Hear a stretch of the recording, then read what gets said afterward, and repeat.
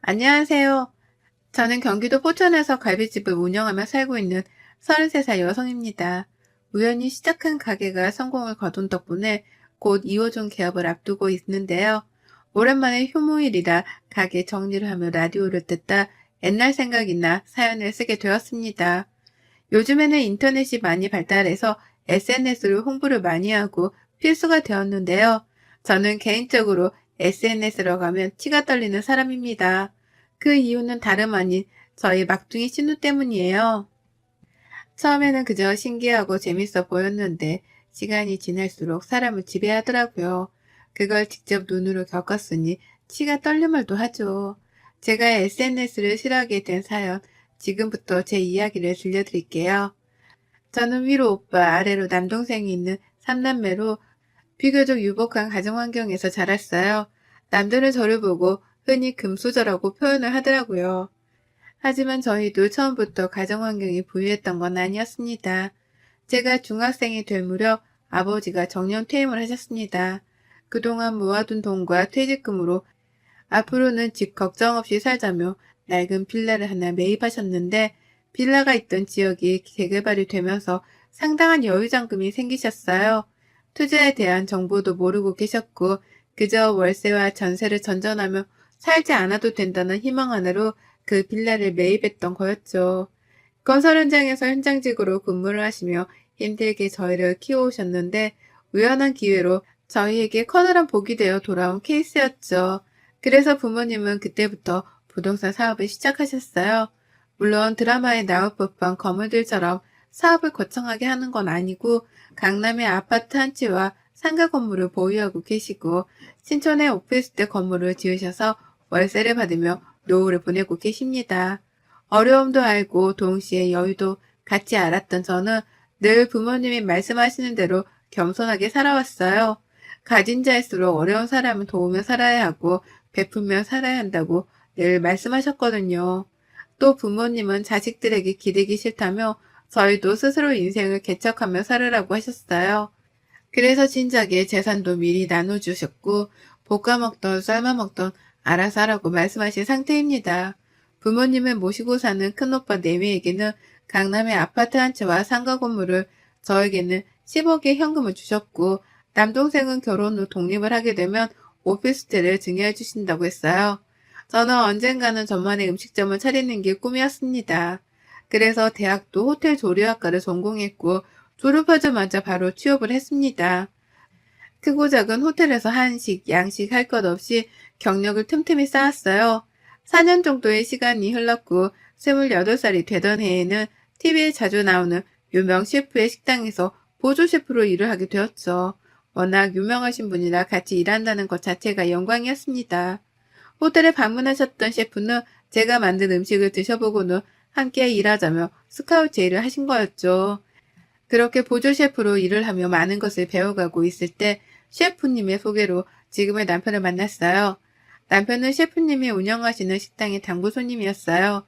저보다는 3살이 많았고 디자인 회사에서 근무하는 평범한 직장인이었습니다. 우연히 식당에 방문한 남편이 저를 보고 첫눈에 반해 셰프님에게 저를 만나게 해달라고 부탁한 거였죠. 자랑은 아니지만 저는 나름 곱상하게 생긴 외모였거든요. 처음에는 누군가를 소개받는 것이 굉장히 낯설고 어려운 일이었지만 평생 일만 하면서 살 수는 없지 않느냐는 셰프님의 말씀에 남편과 만남을 시작했어요. 늦은 밤이 되어서야 식당을 마무리하고 퇴근을 했는데 남편은 그런 저를 매번 집에 데려다 주었고 주말에 쉬는 날이면 식당에 방문해 제가 만든 요리를 먹고 싶어 했어요. 적극적으로 대시한 남편에게 저도 조금씩 마음을 열게 되었고 그렇게 연인 사이가 되어 결혼했습니다. 제가 모진 말을 해도 저만 바라보고 저를 위해주는 그 마음 하나만 믿었거든요. 다행히 시부모님도 마음이 따뜻하고 좋으신 분들이었습니다. 제가 결혼을 하기로 결심하고 처음으로 시댁으로 인사를 가던 날 오늘만은 남이 해주는 음식을 먹어야 한다며 상다리가 부러지게 음식을 대접해 주셨어요. 평소에 얼마나 고생이 많냐며 처음 보는 저에게 과할 정도로 많은 것을 챙겨주셨죠. 시어머니는 혹여나 제가 부담스러워할까봐 조심스레 이야기를 꺼내셨어요. 우리 아들이 결혼하고 싶은 여자를 데려온다길래 긴장했는데 막상 만나보니 왜 결혼을 한다고 했는지 알 것 같네요. 먼저 이야기를 들어서 그런가 인상도 좋고 우리 아들이랑 잘 어울리네요. 앞으로는 우리 집에 오면서 내가 맛있는 거 많이 해줄게요. 우리 가족이 된 걸 환영해요. 저는 긴장되고 굳었던 마음이 언제 그랬냐는 듯 사르르 녹았습니다. 그리고 의외의 복병을 만나게 되었는데요. 갓 20살이 된 늦둥이 신우였어요. 바로 그 문제의 신우입니다. 남편과도 워낙 나이 차이가 많이 나고 늦둥이로 태어난 탓에 많은 관심과 사랑을 받으며 자랐거든요. 하지만 뭐든지 과하면 탈이 난다고 하잖아요. 신우이는 좋게 말하면 털털하고 거리낌 없지만 나쁘게 말하면 대책과 생각이 없는 사람이었어요. 저도 처음 봤을 때는 나이도 어리기에 그저 귀엽기만 했어요. 늦둥이로 자란 탓에 애교도 많고 먼저 언니 하며 다가오기도 하고 부침성도 좋았거든요. 그래서 저도 동생 같은 마음에 신우이를 데리고 백화점에 몇 번 가서 좋아하는 것도 사주고 그랬죠. 맛있는 음식을 먹으러 가거나 분위기 좋은 카페를 가도 거의 데리고 다녔죠. 하지만 그게 화근이었을까요? 처음에는 보통 사람들처럼 음식 사진을 찍고 하는 줄 알았는데 점점 굳이 이렇게까지 해야 하나 싶을 정도로 사진에 집착을 하더라고요. 한 번은 맛집으로 소문난 파스타 집을 다녀갔는데 음식 플레이팅이 너무 예쁘더라고요. 근데 음식이 다 나와야 사진을 찍을 수 있다며 죽어도 손을 못 대게 하더라고요. 결국 모든 음식이 차려지고 신일과 사진을 찍은 뒤 식어 빠진 음식을 먹어야 했어요.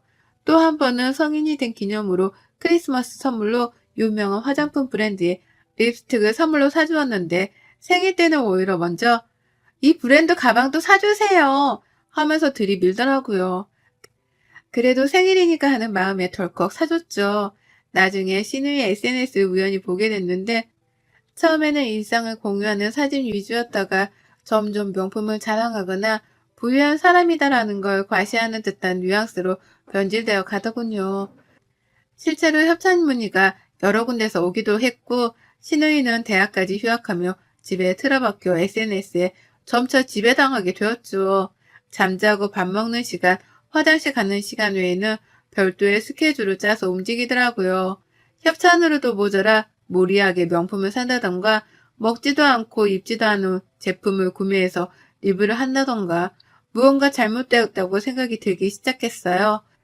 그러다 결정적인 사건이 발생합니다. 제가 근무하는 식당도 맛집으로 소문난 곳이에요.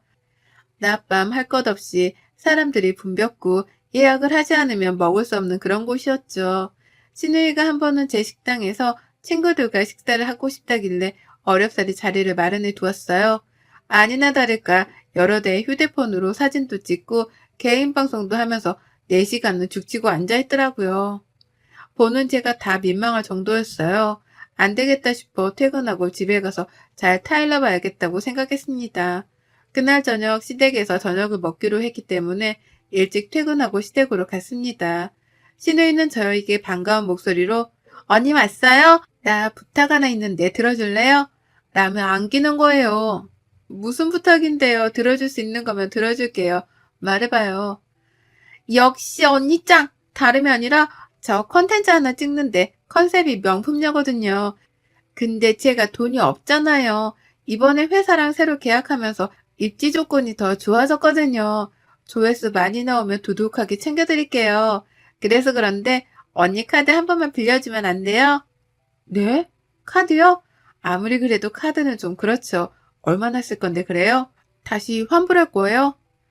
예이! 언니, 자존심 있지 환불은 무슨 환불이에요. 그냥 제 선물 사준다 생각하고 투자해 주시면 안 돼요? 아가씨, 한두 번도 아니고 매번 이렇게 해주는 건 좀 아닌 것 같아요. 어느 정도 선에서야 당연히 해주겠는데 명품이 한두 개도 아니고 지난번에도 그렇고 많이 사줬잖아요. 그리고 아가씨 또래에 그렇게 치장하고 다니는 사람 없어요. 너무 과하면 오히려 보기 안 좋으니 다시 한번 생각해봐요. 언니, 정말 너무한 거 아니에요? 저 나이 어리다고 무시하는 거예요? 그 컨텐츠 하나 찍으면 돈이 얼만데 하나밖에 없는 신우이가 잘 되는 게 그렇게 배 아파요? 아가씨, 다시 한번 말하지만 아기가 있어서 아가씨를 나무라는 게 아니에요. 적당히 하라는 거죠. 생일 때, 기념일 때 다 챙겨주잖아요. 아가씨 또래는 그 정도도 못하는 친구들이 대부분이에요. 과하다는 얘기죠. 그래서 말인데 카드 빌려주고 그러는 거 더 이상 못해요. 안 돼요. 언니 진짜 너무하네. 그렇게 안 봤는데 사람 참 쪼잔하네요. 들어보니 집도 잘 사는 것 같더니만 있는 사람들이 더 한다더니 진짜 딱 그 꼴이네. 신우이는 제대로 토라져 저를 완전히 등지더라고요. 이상한 분위기를 감지한 남편이 무슨 일이냐며 다가왔지만 신우이는 콧방귀를 뀌며 방으로 들어가 버렸어요. 시부모님은 주방에서 음식을 하시느라 미처 그 상황을 보지 못하셨고요. 저는 조금 어이없었지만 식사 자리인 만큼 기분 좋게 넘어가려고 했어요. 저러다 말겠지 했는데 저의 큰 오산이었죠. 밥을 먹고 시어머니가 내주시는 커피와 과일을 먹는데 시누이가 대뜸 저에게 그러더군요. 언니는 시집살이 안 해봐서 시댁 사람들 어려운 거 모르나 봐요. 이참에 엄마가 잘 가르쳐야겠어. 시누이도 시댁 사람인데 어쩜 나한테 그렇게 막대하는지 몰라. 응? 그게 무슨 말이니? 아가, 너 얘랑 무슨 일 있었어? 그리고 규빈이 너, 그게 무슨 소리야? 말 그대로야. 언니는 사람 어려운지 몰라. 이참에 시누이 노릇 좀 해봐야겠어. 왜? 안 돼? 너 그게 언니한테 무슨 말버릇이야. 네가 뭘 안다고 시누이 노릇을 한다고 그래? 너 언니한테 그러면 안 돼. 대뜸 저렇게 말하니 저는 아무런 대꾸를 할 가치가 없다고 느껴졌습니다. 아까 일에 대한 보복이었죠. 하지만 나이가 어린 탓인지 생각하는 것도 어리더군요. 언니, 말해봐요. 아까는 그렇게 따박따박 말 잘하더니 왜? 쫄려요? 예, 너 그게 새언니한테 무슨 말버릇이야. 조용히 안 해? 저는 대충 넘어가려고 했지만 도저히 그냥 두면 안 될 것 같아 차분히 말하기 시작했어요. 아가씨, 제가 말했죠. 그동안 어머님, 아버님 모르게 챙겨준 게 얼만데 그런 서운한 소리를 해요. 생일이면 생일, 기념일이면 기념일. 친구 생일이라 그래서 저번에는 호텔 예약까지 해줬죠. 저번에 휴학하는 거 비밀로 해달라고 한 거 지금 말해도 돼요? 아가씨 행동을 도저히 이해 못하겠네요. 학교까지 휴학하면서 그렇게 SNS에 매달리면 뭐가 나와요? 이참에 다 까불려 볼까요? 봐봐. 언니 눈 저렇게 뜨고 나한테 말하는 꼬라지 좀 보라고. 이래도 가만히 있을까요, 엄마, 아빠? 가만. 휴학? 규빈이 너 휴학했어? 언제 했니? 어떻게 한마디 상의도 없이 휴학을 해? 어쩐지 가만 보니 집에 있는 시간이 좀 많다 했다. 너 무슨 생각으로 휴학한 거야? 그놈의 SNS가 뭔데 그래? 그때서야 신우이가 조금 움찔하더군요. 사실 신우이가 학교 휴학한 건 저와 남편밖에 모릅니다. 근데 웃긴 건 휴학한 사실을 모르고 있던 시부모님이 신우이의 대학 등록금 학비 명목으로 꾸준히 통장에 돈을 넣어주셨던 거예요. 신우이는 그 돈으로 명품을 사고 놀러 다녔고요. 아가씨, 내가 이런 말까지는 안 하려고 했는데 뭐 사줄 때마다 영수증 간직하는 버릇이 있어요, 내가. 지금 이거 뭔지 알죠? 그동안 내가 사준 것만 해도 웬만한 직장인 연봉은 될 건데 어머님 아버님이 보내주신 등록금 용돈 그거 다 뭐 했어요? 내가 매번 오냐 오냐 하니까 내가 그렇게 만만해요? 시누이가 손윗사람? 적어도 나이 어린 아가씨한테 꼬박꼬박 존대해가며 대우해줬다고 생각해요. 근데 오히려 적반하장으로 시자 노릇을 하겠다니 기가 차네요. 감당할 수 있어요? 언니, 그래도 말 그렇게 하는 거 아니죠? 어머니, 나도 시누이 되는 사람이고 나이 어리다고 무시해요? 내가 대학을 휴학하던 말도 무슨 상관이야? 내가 돈 벌어서 잘 먹고 잘 살겠다는데 그거 하나 도와주기 어려워요? 보니까 언니 친정도 잘 사는 것 같던데 있는 사람이 도와줘야지 왜 그렇게 속이 좁아요? 말 다 했어요? 여기서 내 친정 이야기가 왜 나와요? 내가 그동안 해준 걸로 부족하면 아가씨가 일을 해서 직접 사입고 사먹고 해요. 나한테 빌붙지 말고 해주는 것도 정도 것이지. 어머님, 아버님, 이거 보시고요. 저는 더 이상 아가씨한테 일절 지원 못합니다. 그리고 죄송하지만 다달이 드리던 용돈 못 드릴 것 같아요. 아가씨한테 나가는 돈이 많아서 감당이 안 돼요. 죄송합니다. 그날 이후 시댁은 완전히 발칵 뒤집어졌어요. 신우이가 대학 등록금 용돈을 모두 털어 온갖 명품을 산 흔적들이 발견되었고 그뿐만 아니라 제가 사주었던 것들은 되팔기까지 하면서 그 돈으로 다른 제품을 사드리고 그랬더군요. 물론 휴학을 한 부분은 시부모님은 일절 모르셨던 상태라 더 심각했죠. 저는 그동안 제가 사줬던 모든 것에 대한 영수증을 남편과 시부모님께 보여드렸어요. 남편은 자기가 면목이 없다며 미안하다고 사과를 했고, 시아버지는 신우의 머리를 밀어버려야 한다며 노발대발 하셨죠. 시어머니는 그저 한숨만 푹 내쉴 뿐이었습니다. 시부모님은 제게 미안하다며 다달이 보내주었던 용돈 주지 말라고 하셨고, 오히려 저에게 사과를 하시며 그동안 몰라서 미안했다고 신우이한테 쓴 몫이라며 3천만 원을 주셨어요. 신우이는 휴대폰까지 압수당한 채 집안에 감금당하다시피 통제된 생활을 하게 되었어요. 이참에 버릇을 단단히 고쳐놔야 한다며 정말 머리를 스포츠 머리로 밀어버리셨더라고요. 신우이는 처음에는 악다구니를 쓰며 저를 탓하기도 하고 온갖 말도 안 되는 말을 내뱉었지만 한 달 정도가 지나니 자신이 잘못했다며 한 번만 봐달라고 사정을 하더라고요. 시부모님도 늦둥이 딸이 애걸복걸하니 마음이 아프셨는지 끝내 용서를 하더라고요. 대신 조건을 거셨죠. 신우이는 처음에는 당황하더니 이내 알겠다며 대답을 했고요. 너 이번 한 번만 용서해 주는 거다. 단 조건이 있다. 대학 등록금은 해줄 테니 그 이외의 용돈 학비는 네가 직접 벌어서 써라.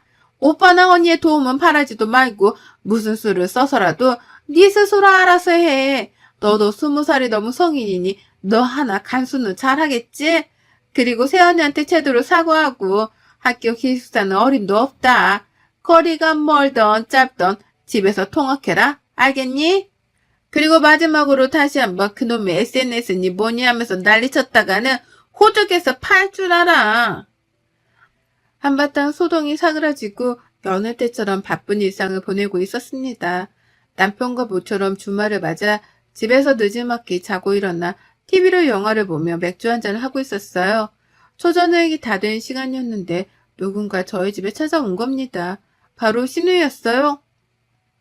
아가씨, 여긴 어쩐 일이에요? 이 시간에? 그 꼴은 또 뭐고요? 언니, 제가 지금 일하다 와서 꼴이 말이 아닌데 언니한테 사과를 하고 싶어서요. 들어가도 돼요? 일단 들어와요. 밥은 먹은 거예요? 일하면서 공장에서 밥도 주니까 그걸로 끼니 해결했어요. 제가 이제 일한 지 한 달 됐는데 오늘 월급 받았거든요. 근데 이 돈 언니 드려야 할 것 같아서 이렇게 왔어요. 제가 너무 철없이 굴어서 죄송합니다. 돈을 벌어보니 알겠더라고요. 언니의 진심을 몰라줘서 제가 너무 한심해 보이더라고요. 정말 미안했어요. 저 열심히 살아서 예전처럼 언니랑 쇼핑도 가고 잘 지내고 싶어요. 미안해요, 언니. 눈에 눈물이 가득 고인 채로 저에게 말을 하는데 어떻게 가만히 있을 수가 있겠나요? 사실 신우이가 저와 시부모님께 호되게 당하고 나서 김치 공장에서 일을 시작했어요.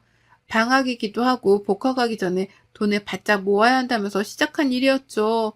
고생을 하는 모습을 보니 마음은 아팠지만 한 번쯤은 겪어야 할 상황이어서 모른 척 했습니다. 그래도 사람인지라 저렇게 고생해서 벌어온 땀 묻은 돈을 받자니 제가 너무했나 싶더라고요. 언니, 저 정말 느낀 게 많아요. 저는 그저 언니가 돈이 많은 사람이어서 해줄 수 있는 줄 알았어요. 제가 돈을 벌어보니 100원짜리 하나가 그렇게 소중하더라고요. 정말 죄송해요, 언니. 저 다시는 사치 안 부리고 쓸데없는 고집 안 피울 거예요. 오빠나 엄마, 아빠한테도 미안하고요. 그러니 다시 예전처럼 지내면 안 될까요? 언니가 나한테 해줬던 거에 비하면 턱없이 부족하지만 받아주세요. 아가씨, 내가 원한 건 이런 물질적인 게 아니에요. 신우이보다는 내 동생 같은 마음에 내가 너무 안일하게 생각했던 것 같아요. 뭘 잘못했는지 알았으면 된 거예요. 앞으로 예전처럼 잘 지내봐요. 우리 치킨 먹고 있었는데 같이 한잔 할래요? 언니 그렇게 생각해 주시니 정말 고마워요. 그렇게 신우이는 그동안의 잘못을 반성하며 저에게 진심 어린 사과를 했습니다. 그 뒤로는 다시 예전의 밝은 신우이의 모습으로 되돌아왔어요. 저는 몇 개월 뒤 다니던 직장을 그만두고 저만의 사업을 준비했어요. 모든 요리가 자신 있었지만 저는 제가 좋아하는 음식 장사를 해보기로 결심했습니다. 그래서 포천에 제 이름을 건 갈비집을 창업했어요. 처음 하는 장사였기에 힘들 법도 했지만 제가 가장 믿고 아끼는 직원들과 함께여서 두렵진 않았습니다. 그 직원들이 누구냐고요? 바로 저희 시누이와 남동생입니다. 제가 갈비집을 차린다고 하니 남동생과 시누이가 저를 도와주겠다고 발벗고 나서더라고요. 음식을 조리하는 건 제가, 서빙이나 인력 관리를 하는 건 남동생이, 그리고 시누이는 서빙을 하며 홍보를 담당하는 직원이 되었습니다. 시누이는 저에게 미안한 마음을 평생 다 갚아도 모자란다며 제 밑에서 일을 배우고 싶어 했어요. 그렇게 세 명이 줄을 이루어 갈비집을 운영해 나갔습니다. SNS라고 하면 아직도 치가 떨려 그걸 이용해 홍보할 생각은 없었어요. 하지만 요즘 트렌드를 따라한다며 남동생과 시누이가 저를 설득한 뒤 적극적으로 홍보를 하기 시작했고, 창업을 한 지 1년 정도 만에 2호점을 내야 할 정도로 번창하게 되었죠. 2호점은 친정 부모님, 시부모님이 합세해 운영을 하게 되었습니다. 시부모님은 정신을 차리고 자기 인생을 사는 시누이가 대견하다고 칭찬을 하시고, 제가 마음고생이 많았다며 위로해 주셨어요. 시누이는 저에게 혼나기도 하며 눈물을 가끔 흘리지만 혹독하게 일을 배우고 있답니다. 월급도 350 정도를 주고 있는데 일이 고되고 힘드니 그 정도의 값어치는 한다고 생각해요. 또 시누이가 사치 부리면 어떡하냐고요? 절대 그러지 못하게 일을 시작하기 전에 각서를 썼거든요. 우연인지 다행인지 모르지만 시누이는 월급의 절반 이상을 저축하고 있었고, 시부모님도 용돈도 드리고 알차게 잘 생활하고 있더라고요. 얼마 전에는 저에게 결혼자금 1억을 모으는 것이 목표라고 하더라고요. 정신을 차리고 잘 살려고 노력하는 모습을 보니 기특했습니다. 앞으로 2호점을 시작으로 3호점, 4호점도 낼 계획이에요. 가족들이 모두 사업을 같이 하는 바람에 힘은 좀 덜 들지만 많이 행복하네요. 내년 가을에는 사랑스러운 아이도 태어날 예정이라 조금 더 많이 행복해질 것 같습니다. 시누이는 벌써부터 고물하며 이것저것 아기 선물을 사놓기 시작했네요. 요즘 SNS를 하도 많이 하다 보니 사람 사는 세상 같지 않다고 느껴진 적도 있는데, 여러분도 그런 적 있나요? 저는 예전에 휴대폰이 없던 시절이 그리워지기도 한답니다. 사람과 사람 사이의 정이 없어진 느낌이랄까요? 여러분도 혹 주변에 놓고 지나가는 것이 있지 않은지요? 사는 게 힘들더라도 가끔은 쉬어가며 주변을 한 번쯤은 돌아보세요. 그동안 느끼지 못했던, 보지 못했던 것들을 발견하실 수 있을 겁니다. 제 긴 사연 읽어주셔서 감사드립니다. 행복하세요. 여러분의 생각은 댓글로 남겨주세요. 오늘도 시청해 주셔서 정말 감사합니다.